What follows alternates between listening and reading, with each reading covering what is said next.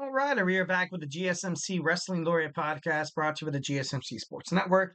I'm your host, Eric Rodriguez here, your favorite wrestling fan here to talk about the greatest thing in the world, professional wrestling. We talk about all the action inside and outside of the ring. We talk about superstar news, updates, injury statuses, and stuff like that. We talk about promotions from WWE to AEW to TNA to New Japan Professional Wrestling to Stardom to the GCW to the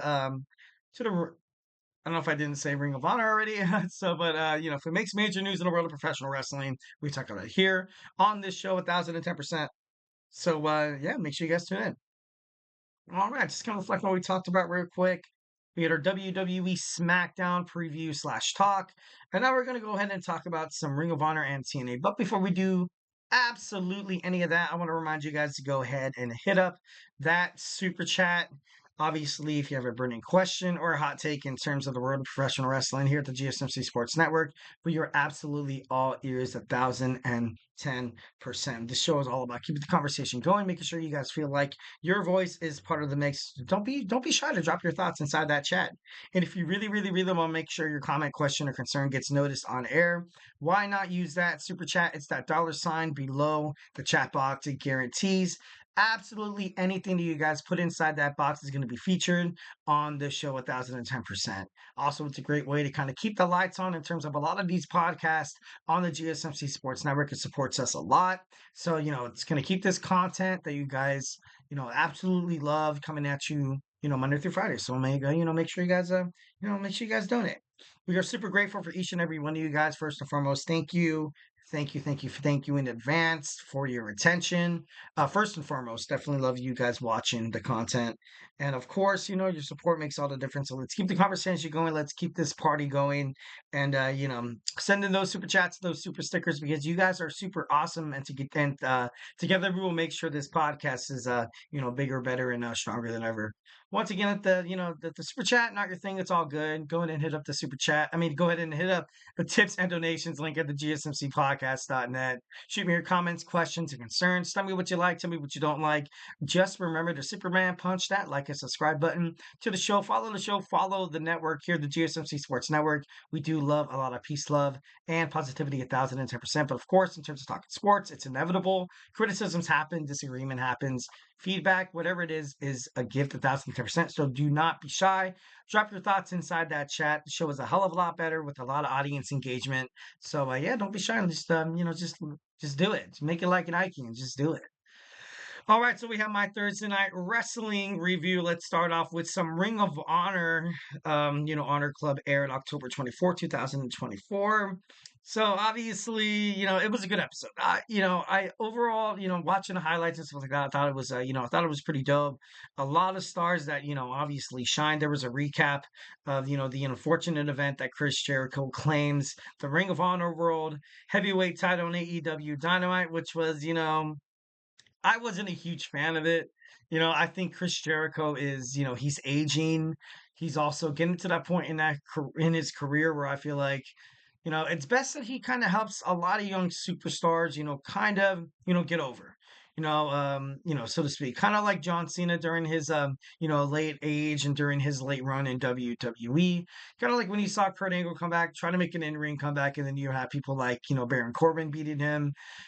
So that could be a huge reason of why I felt like, Chris Jericho could have lost to Mark Briscoe because I don't know.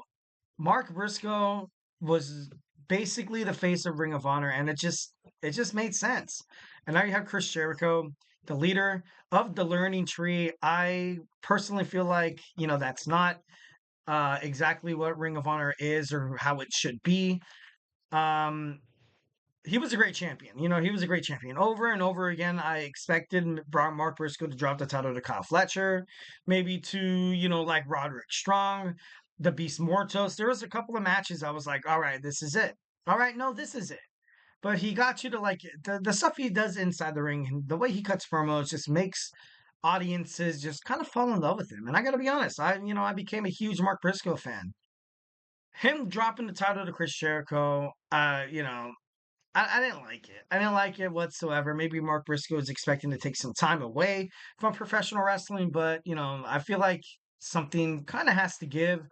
But Chris Jericho, and I'm not trying to throw shade at Chris Jericho. Overall, I feel like AEW Dynamite, or AEW as a whole, wouldn't be where they were today without Chris Jericho.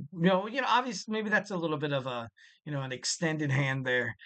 I definitely think he played a pivotal role once when AEW was starting to, get their feet off the ground to become a wrestling promotion that was actually worth the damn, kind of watching or, kind of giving a crap for.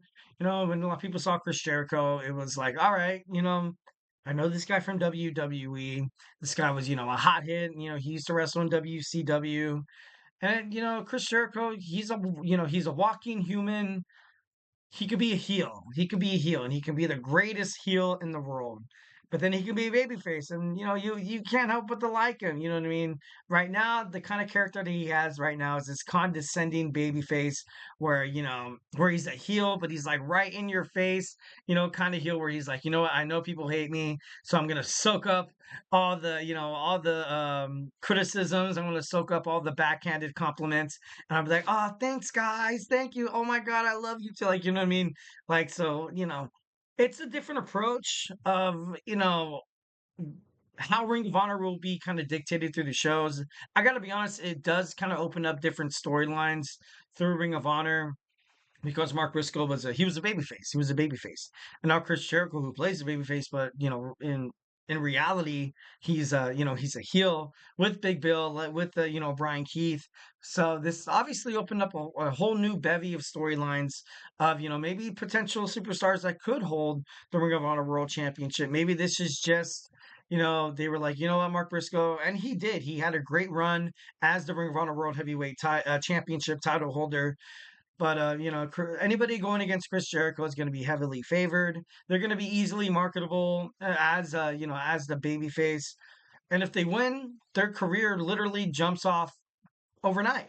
So maybe they might have some plans with the younger superstar winning the championship, but obviously that's going to be probably foretold within the next couple of months here. All right, so next we have the Gates of Agony. Khan and Toa Leona defeated the infantry, and I gotta be honest, I'm a little surprised. Right now you have Gates of Agony just running rampant all over Ring of Honor and also AEW. The leader of Gates of Agony, obviously Brian Cage. He's the new Ring of Honor World Television Champion, and the infantry, trying to get their feet off the ground, trying to show that they are still a worthy enough tag team kind of competitor. They kind of remind me of like of the New Day on Monday Night Raw. Like, you know what I mean?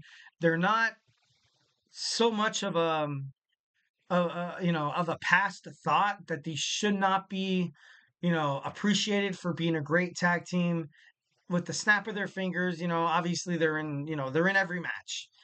They could win the titles, but ultimately it's not that they get in each other's way. And sometimes things, obviously what's going on with Ring of Honor right now, I feel like they're kind of highlighting a lot of the heels right now.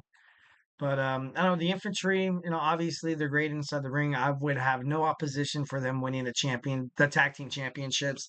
But I don't know, it's just I don't know, it's just kind of crazy. Obviously, like the champions, you have the baby faces, so maybe that's the reason why they didn't pick up the dub.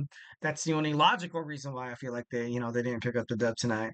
Moving on, we have Reina Isis defeats Viva Van. I feel like Viva Van, kind of she's a great wrestler. She's a great wrestler. She needs. I don't really think she needs much of a push, but I know she kind of seems like she's fallen off lately. Like I don't know if Ring of Honor, the creative team, or the head of executive officer or whatever they do or whatever they have over there is like, you know what, I'm not really high on Viva Van, so we're just going to kind of push her to the wayside, but. Ultimately, I feel like she could be somebody in the future of holding the title, the women's television championship. Don't ever count her out. Layla Hirsch made her Ring of Honor return after being sidelined due to an injury, where she vowed to finally win gold in Ring of Honor. Rocky Romero defeated Brandon Cutler, Lee Johnson, and EJ Unduka defeated Jaya Jwell. I'm just kidding. No, Brett and Brett Hankins. Oh wow! All right, cool. Ring of Honor throwback, Ring of Honor World, women's championship match. We have Athena going against Mercedes Martinez via pinfall. Billy Starks was in the ring to welcome Lexi Nier and the Ring of Honor Women's World Champion Athena for Athena's Ring of Honor title celebration for having the longest title run in Ring of Honor history. Nier had a dance team, but Athena was frustrated by the celebration being lackluster and said she wanted, Ja Rule involved before taking offense that no one from Ring of Honor Women's Division was here and that her parents missed out due to a surgery. Athena said that she was not overrated, but rather underappreciated, and took offense with the crowd and Ring of Honor not appreciating her before saying that it was all Billy Stark's fault. Stark said she was done before leaving the ring and walking out of the arena. Nair introduced a spinner belt, but that led, to Abaddon's appearance. She, raptured Nair under the ring and hit the Black Dahlia on Athena before throwing the celebration cake on Athena. Damn, that's once again. Leading up to a nice little match between Billy Starks and Athena. I feel like if you have to have anybody dethrone Athena, it's got to be Billy Starks. She was a great Ring of Honor World Women's Champion. I got to be honest. She was great. At the time she was with MIT or whatever, I think it was MIT. I'm not too sure. Don't quote me on that. I like her. I like her. She's been on a couple of my, women's wrestling power rankings. I feel like she definitely has absolutely everything there is to become a successful professional wrestling, especially in women's division, and she could become the new Ring of Honor World Women's Champion. That's a possibility. That'd be amazing for her, to be honest.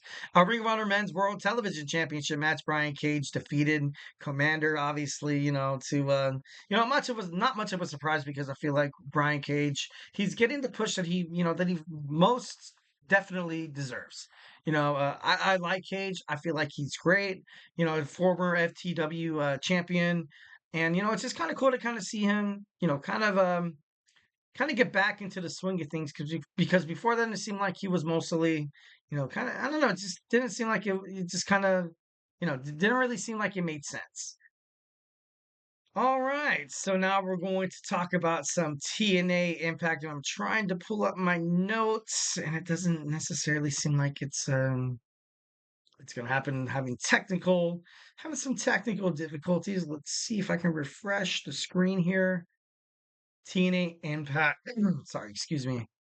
And doesn't really seem like I'm getting any Wi-Fi here. You gotta love it once when technology ultimately fails you. Uh, kind of like a middle finger, kind of like a Stone Cold Steve Austin middle finger to basically it's supposed to help us, but it's not. I'm just kidding. No, moving on. Okay, so we're gonna talk about some TNA Impact. The Call Your Shot Scrambler, Frankie Kazarian, versus AJ Francis, Sammy Callahan, Laredo Kid, Jake Something, and Jason Hooch. The winner was AJ Francis. The former digital media champion. I don't hate this. I feel like AJ Francis, he's a huge, but then again, I don't know. I just don't feel like people dislike him. And he's a heel, but at the same time, whenever I seem like, whenever I watch his promos, I know he just seems like he's kind of like a dude out there, kind of like a Braun Breaker on Monday Night Raw. He was like, and I'm going to try to win some championships, and if I have to insult the fans here, I'm just kidding, no.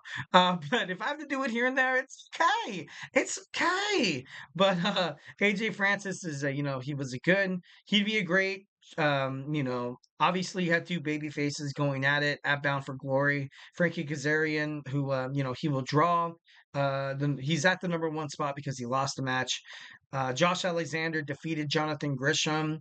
Alexander, once again, haven't really heard too much of his talks with his TNA contract. Thinking about maybe possibly leaving TNA, which I think would be a giant mistake. I would love to see TNA, executive officers to kind of go after him and get this contract done.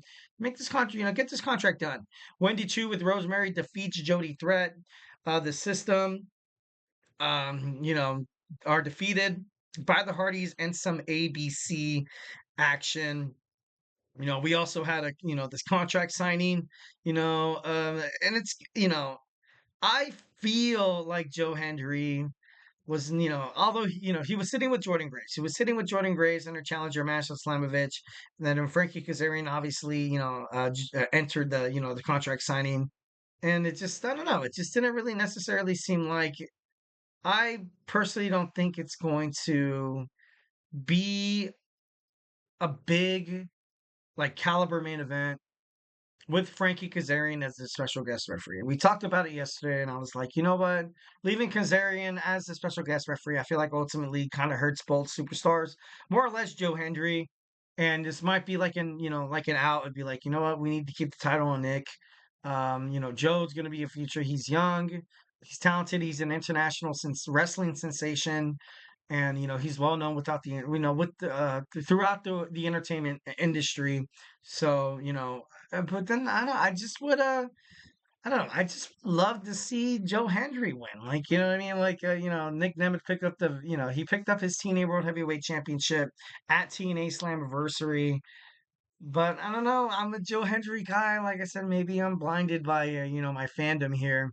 But overall, I just want it to be a good match. I don't want the match to end up with someone being screwed by Frankie Kazarian. I'm just I'm done with that. I feel like that'd be awful. All right, guys. So hey, do not go anywhere. We're gonna jump on into our third segment. We have some NXT Halloween Havoc happening on Saturday, and we're gonna talk about that when we return. So hey, do not go anywhere.